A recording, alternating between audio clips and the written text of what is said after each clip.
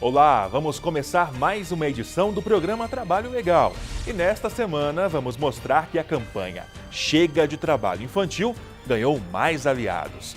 O MPT na Paraíba pediu o apoio da sociedade no sítio São João, em Campina Grande, e o resultado foi surpreendente. O MPT, sempre atento aos direitos do trabalhador, alerta contra a reforma trabalhista. Caso as mudanças sejam aprovadas, os prejuízos serão irreparáveis. E para marcar a passagem do Dia Mundial de Combate ao Trabalho Infantil, o MPT, em parceria com a Superintendência Regional do Trabalho e o Fórum de Erradicação e Combate ao Trabalho Infantil e Proteção ao Adolescente de Minas Gerais, promoveram ações de estímulo à aprendizagem. De acordo com a lei atual, mulheres grávidas ou que estão em períodos de amamentação não podem trabalhar em atividades ou locais insalubres, mas a reforma trabalhista pode mudar isso. O Trabalho Legal é o programa do Ministério Público do Trabalho em parceria com a Associação Nacional dos Procuradores do Trabalho. A reforma trabalhista que se avizinha sugere mudanças na lei que protege as mulheres grávidas ou que estejam amamentando seus bebês. E atenção para essa proposta, pois ela muda a regra de insalubridade para as mulheres.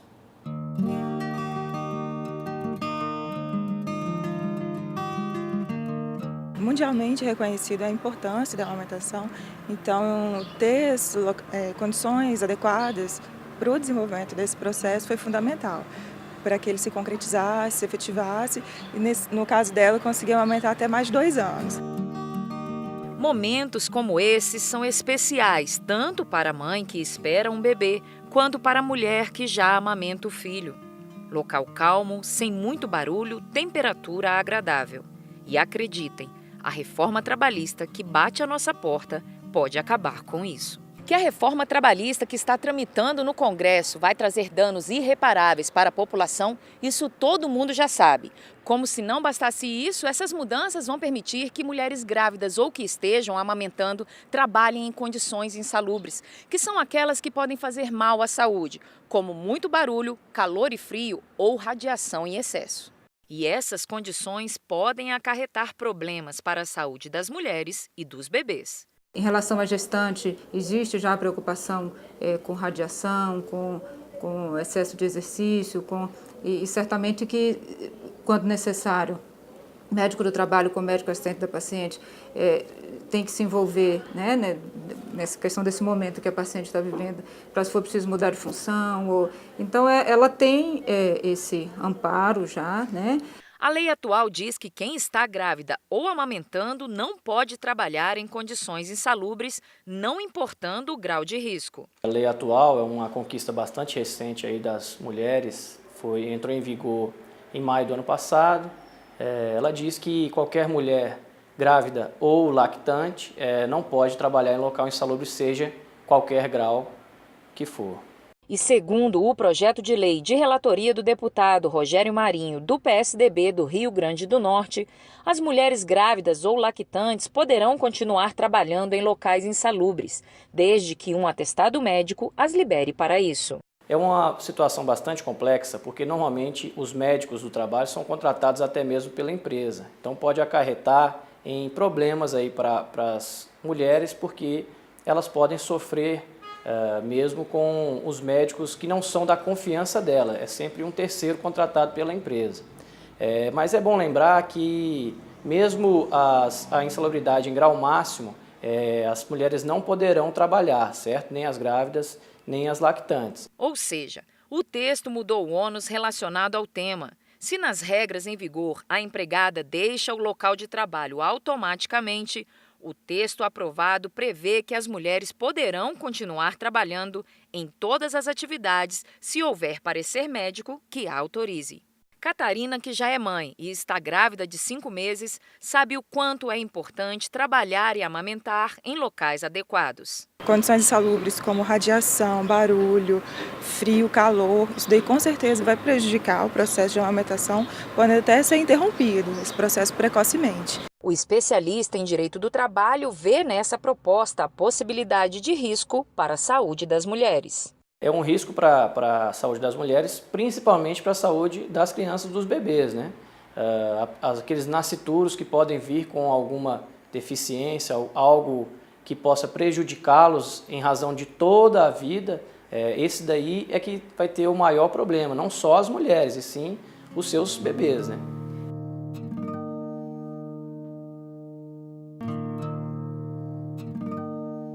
Na Paraíba, a campanha nacional do EPT Chega de Trabalho Infantil ganhou um tom mais regional. A campanha foi adaptada para o São João, período de muitas festividades em boa parte do Nordeste. E com isso vem o aumento dos casos de crianças trabalhando nesses eventos e nas ruas, e assim ficam mais sujeitas à exploração sexual. Bandeiras penduradas, ambientes onde o colorido não pode faltar. O maior São João do mundo já começou em Campina Grande, na Paraíba, e o Ministério Público do Trabalho aqui do estado, em parceria com a Prefeitura da cidade e o Instituto Solidário, lançaram esta semana a campanha Chega de Trabalho Infantil. Em 2016, o projeto na Paraíba foi pioneiro e este ano foi ampliado e reproduzido para vários estados do país, com destaque, é claro, das ações nas redes sociais. Pelo segundo ano, o evento reuniu autoridades ligadas a vários órgãos, além de entidades que também apoiam a ação. Artistas locais e nacionais aderiram ao movimento e gravaram vídeos usando a hashtag com o slogan da campanha. Muitas crianças trocam a escola pelas ruas e acabam tendo seus sonhos interrompidos. Hashtag Chega de Trabalho Infantil. Diz que sim. Segundo o coordenador do projeto em Campina Grande, Raulino Maracajá, o objetivo é reduzir e fiscalizar a prática da mão de obra de crianças e adolescentes, principalmente no período junino, quando a cidade recebe o maior número de turistas e visitantes. A campanha, vamos dizer assim, um pontapé inicial. A campanha mesmo, ela acontece no período junino, mas todos esses atendimentos que são feitos com crianças e adolescentes, eles passam a ser acompanhados pelos serviços sociais, pelos serviços dos órgãos públicos municipais, Secretaria da Assistência Social, para que o ano que vem elas não retornem a essas atividades. Acompanhamento com as famílias, com as próprias crianças, em unidades, no Serviço de Convivência Familiar e em todos os projetos que envolvem essa temática. A Pesquisa Nacional por Amostra de Domicílios, a PNAD, divulgou em 2015, aqui na Paraíba, que aproximadamente 89 mil crianças e adolescentes de 5 a 17 anos continuam trabalhando. Para se ter uma ideia desse número, das 223 cidades aqui do estado, apenas 5 têm a população igual ou superior a 89 mil pessoas. No ano passado, o MPT em Campina Grande registrou pouco mais de 240 atendimentos a esses jovens, uma diminuição de 65,2% em comparação com o mesmo período no ano anterior. Apesar do alto número, o procurador comemora essa redução. Mesmo no momento de crise econômica, onde pensávamos no ano passado, por exemplo, em que os dados, o quantitativo de atendimento iria pipocar, iria bombar, iria aumentar drasticamente, eles não aumentaram. Graças a Deus e com muito esforço conseguimos reduzi-lo ano passado. A expectativa desse ano é a mesma, é de trabalhar forte, junto com a sociedade, trazer a sociedade para perto, para também assumir o seu papel e conseguir reduzir um pouco os dados com relação à exploração, esses atendimentos que são feitos durante o período junino. Entre 2007 e 2015, o SINAM, Sistema de Informação de Agravos e Notificação do Ministério da Saúde, contabilizou mais de 20 mil casos de acidentes graves de trabalho envolvendo jovens de todo o país. Foram 187 mortes, mais de 500 crianças tiveram a mão amputada. Nos últimos 10 anos, a Paraíba registrou cerca de 1.900 acidentes de trabalho. Aos 13 anos, Diogo aproveita a infância que antes não tinha. É que há um ano ele passava a maior parte do tempo trabalhando em feiras da região. Eu me acordava 4 horas da manhã e eu ia logo para a feira. Chegava às 12 horas para ir para casa, para ir depois para a escola. Depois da escola, eu ia de novo para a feira pagar frete. Mas aí, por conta do trabalho, você já deixou de ir para a escola? Não, eu deixei. Mas agora eu saí dessa vida, agora estou indo para a escola.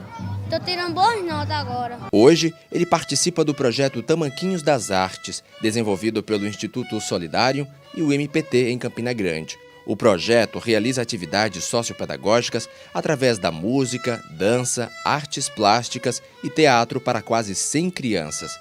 Muitas encontradas em situação de vulnerabilidade social que eram exploradas na feira central do município.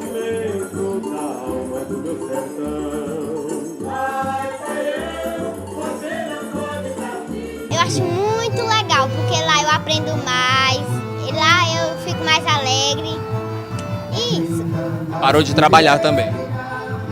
E agora eu tô indo para a escola de manhã, de tarde eu vou para esse projeto e assim vai. Para erradicar o trabalho infantil é preciso o envolvimento de toda a sociedade. Na verdade, o grande desafio é você desnaturalizar essa ideia do trabalho infantil. E aqui na Paraíba a gente trabalha através das organizações, são várias organizações a nível de estado que vêm desenvolvendo atividades diversas com crianças e adolescentes, retirando o trabalho infantil e realizando atividades culturais, esportivas, diversas, né? E o Fórum Estadual de Erradicação, ele é um espaço que articula essas organizações, seja da sociedade civil, seja do poder público. Chega de trabalho infantil. Criança na rua, trabalhando, como eu já vi muitas vezes. Dá aquela sensação, não tem nem palavras para falar. O dever é de todos. Mas como é que a população pode contribuir para evitar que esses casos aumentem? Esta procuradora do trabalho de João Pessoa tem a resposta. As famílias, elas devem procurar os serviços de convivência e fortalecimento de vínculos para que seus filhos sejam inseridos em programas sociais, que sejam inseridos em escola, de preferência de tempo integral, nós temos várias, que procurem os órgãos públicos, que procurem o Conselho Tutelar, que procurem o Ministério Público, o Juizado da Infância, mas que não deixem que as suas crianças fiquem inseridas em situações de vulnerabilidade social, sejam objeto de assédio, né, sejam objeto de qualquer tipo de negligência e de exploração.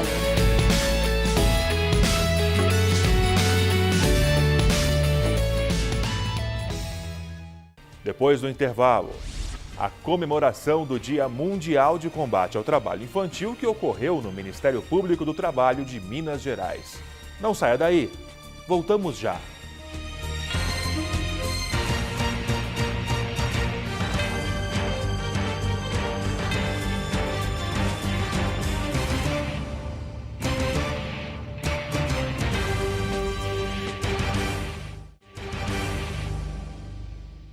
Trabalho Legal de volta e no dia 12 de junho se comemora internacionalmente o Dia de Combate ao Trabalho Infantil. E uma das iniciativas do MPT é contribuir para a conscientização dos empregadores e do mercado para superar preconceitos e estigmas que afetam adolescentes em situação de vulnerabilidade no nosso país. O Ministério Público do Trabalho, em Belo Horizonte, trabalha para estimular a ampliação do número de vagas destinadas a aprendizes. A reportagem de Iago Garcia mostra essa realidade. Essa é uma turma de aprendizes. O programa de aprendizagem tem por objetivo proporcionar a formação técnico-profissional de jovens entre 14 e 24 anos. A aprendizagem é inclusiva, promove crescimento pessoal, independência e pode ser uma porta para o mercado de trabalho. Foi quando eu comecei a ter minha independência um pouco, sair um pouco das asas da minha mãe, ter uma experiência profissional, quando eu comecei a ter mais responsabilidade com as minhas coisas, quando eu consegui atingir um novo objetivo da minha vida, que era poder crescer um pouco mais. Para nós é quando tem várias oportunidades que estão abrindo para a gente, tem como a gente conseguir realizar nosso sonho. Até porque nas empresas a gente aprende muita coisa. E para eles a experiência só traz coisas boas. Aprendizado. Acessibilidade. Inclusão. Começo. Responsabilidade. Mas você deve estar se perguntando, se eles são menores de idade, isso não caracteriza trabalho infantil? Não. A aprendizagem é um modelo de contrato de trabalho autorizado por lei, porque assegura tanto a formação profissional como a educacional. resulta de uma parceria entre empresa e entidade formadora. Meu nome é Thales, eu tenho 17 anos e sou aprendiz repositor de mercadorias.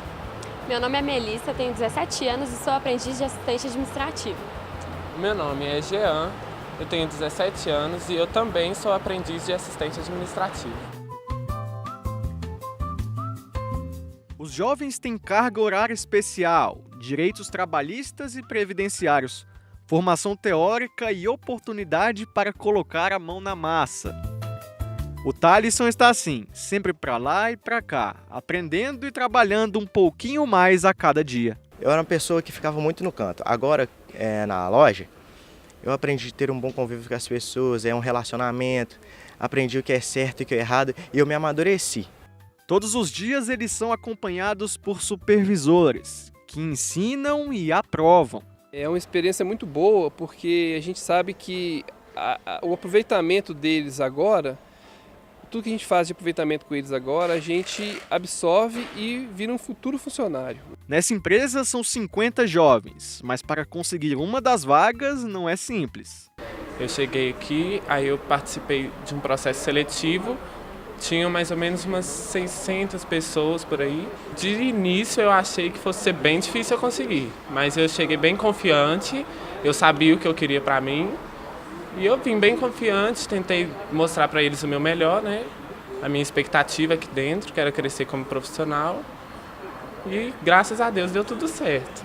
Acreditar não é uma aposta apenas para os garotos. As empresas também têm um grande retorno, hoje e no futuro. O aprendizado, né, nesse período, ele é intenso, né, tem um acompanhamento, né, a supervisão acompanha o desenvolvimento dele naquele período.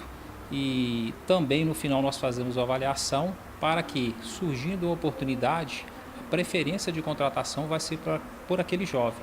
O programa de aprendizagem tem duração de 1 a 2 anos, mas pode muito bem ser o pontapé inicial para uma longa carreira dentro da empresa. Esse é o caso da Érica, não é isso mesmo? Sim, eu entrei na empresa pelo programa de Jovem Aprendiz aos 16 anos.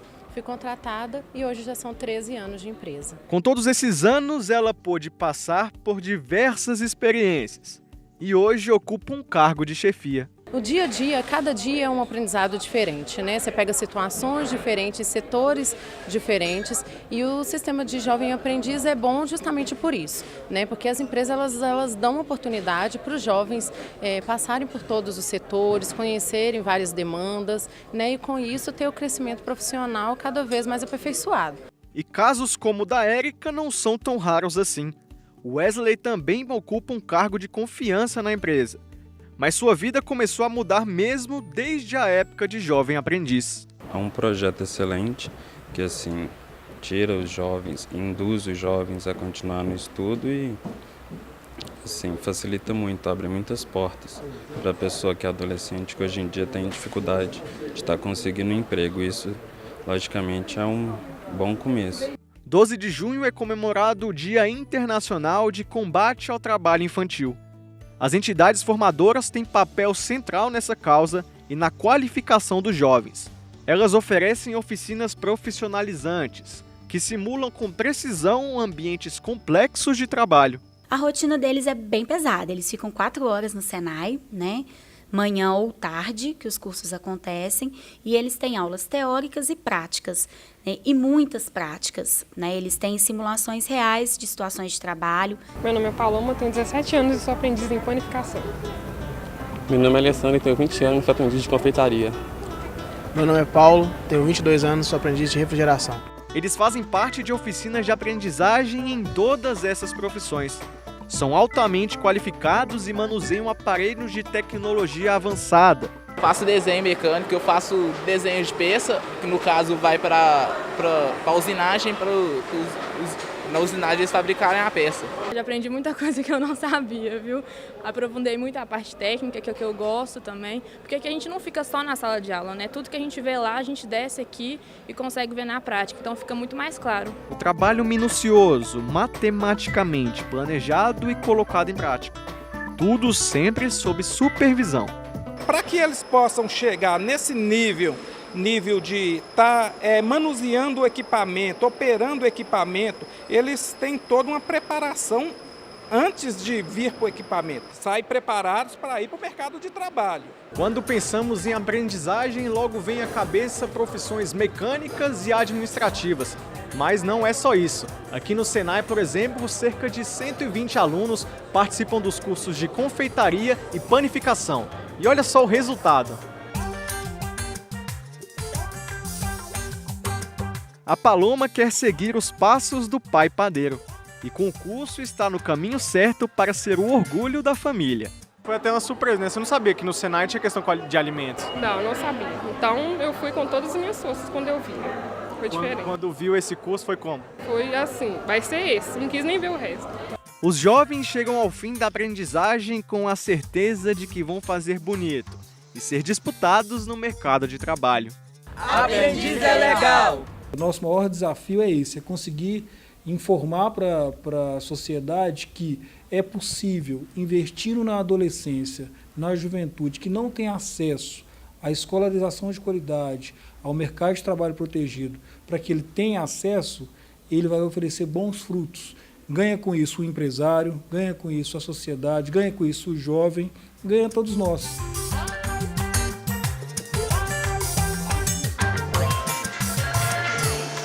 Agora daremos mais uma pausa no programa Trabalho Legal.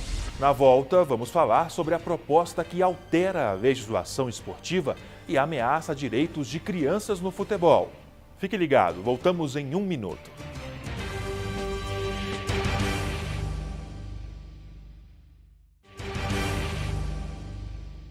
A Câmara dos Deputados discute mudanças nas leis que regem o esporte nacional.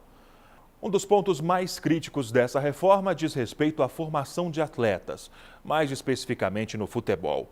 O relatório do projeto apresentado propõe redução de idade mínima de 14 para 12 anos para clubes contratarem jogadores.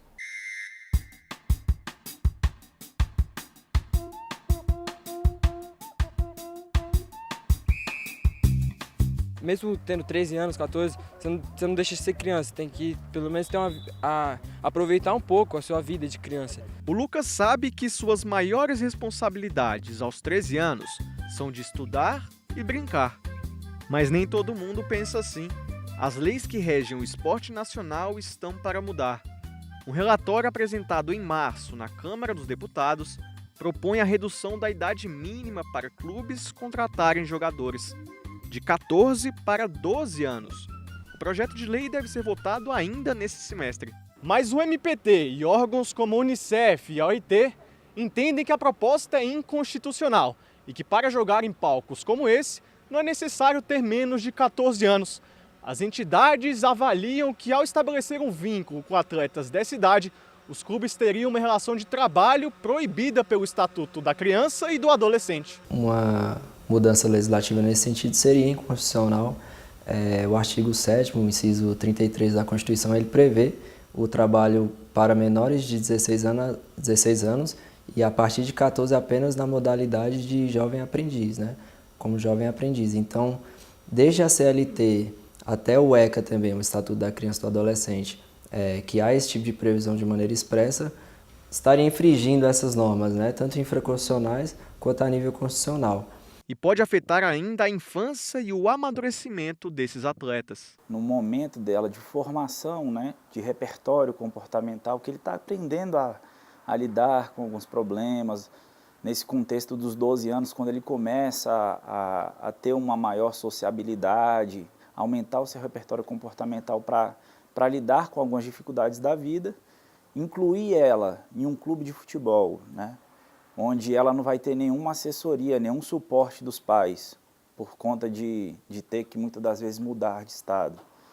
Eu acredito que é uma precocidade muito grande. Para frear esse cenário, em 2007 o MPT criou a Comissão do Atleta, responsável por apurar irregularidades trabalhistas e prevenir o trabalho infantil no esporte. Desde então, grandes clubes foram notificados por alojar garotos de outros estados com menos de 14 anos, ou por não apresentar uma infraestrutura adequada para recebê-los. Eles tiveram que assinar um TAC e readequar suas categorias de base de acordo com a lei. O projeto em tramitação promete mudanças profundas nessa relação. A medida é um antigo desejo da CBF Desde o fracasso na última Copa do Mundo, quando perdeu de 7-1 para a Alemanha, a entidade tenta copiar o modelo de formação de jogadores do país europeu. Em 2000, a Federação Alemã de Futebol lançou um projeto de reestruturação das categorias de base e passou a receber crianças a partir dos 9 anos. Por lá foram investidos mais de US$1 bilhão na construção e modernização de centros de treinamentos. Os garotos também recebem condições especiais de horários e alimentação. Por aqui, a realidade não é bem assim. Falta profissionalismo. Esse profissionalismo que falta em relação ao suporte do garoto, em relação ao tratamento do garoto, em relação a você envolver o garoto para que ele se torne um cidadão, em primeiro lugar, para que ele se torne um bom profissional e que futuramente ele venha a despontar e até mesmo defender a seleção brasileira. Enquanto isso, o Lucas e os colegas aproveitam para se divertir. E quem sabe, na hora certa, pensar no futebol como profissão. Eu acredito que nessa idade que a gente está agora, a gente não tem que se preocupar muito com o contrato profissional. Se dá tudo certo, se tornar alguma coisa no futebol.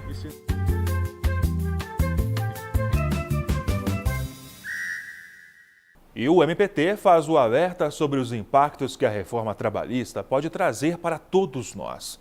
A subprocuradora-geral do Trabalho, Maria Aparecida Gugel, explica os retrocessos impostos por essas possíveis mudanças. A reforma trabalhista chegou ao Senado Federal.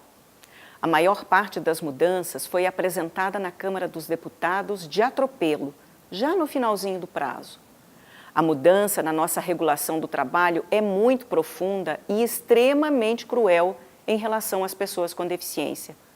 A proposta de reforma desconfigura o contrato de trabalho a tempo parcial e amplia de 25 para 30 horas a jornada de trabalho. Permite horas extras e venda de férias. Além disso, o trabalhador com deficiência grave ficará à margem da possibilidade de contratação por tempo parcial. O que antes era favorável, uma conquista, agora uma desvantagem. Por exemplo, uma pessoa tetraplégica especializada em determinada função hoje tem direito a trabalhar numa jornada reduzida de 25 horas semanais, com o trabalho integral. No restante do tempo, pode cuidar de sua saúde, fazer fisioterapia. Com a reforma, não. O trabalho a tempo parcial é completamente desvirtuado e se aproxima a um contrato de um trabalhador comum. Outro exemplo é o contrato intermitente. Ele é ainda mais grave. Na prática, ele deixará de fora do mercado a pessoa com deficiência. O trabalho intermitente é uma abertura para a fraude ao cumprimento da contratação de pessoas com deficiência prevista na lei de cotas. A empresa com 100 ou mais empregados poderá contratar contando para a reserva a pessoa com deficiência, porém, pagará quando quiser e quanto quiser o trabalho nessa modalidade. A sociedade não pode permitir esse enorme retrocesso e tudo que disser respeito à pessoa com deficiência ou envolvê-la, mesmo que indiretamente, precisa ser discutido com a pessoa com deficiência. Este é um compromisso de todos os brasileiros. E para encerrar esta edição, o programa Trabalho Legal chama você para fazer parte das nossas pautas. Sua contribuição é sempre muito bem-vinda. trabalholegal.pautas@gmail.com é o nosso e-mail. Agora, as informações sobre o Ministério Público do Trabalho não param por aqui. Acesse o nosso site www.mpt.mp.br e também o Facebook ou o canal no YouTube. Esta edição fica por aqui. Nos encontramos no programa da semana que vem.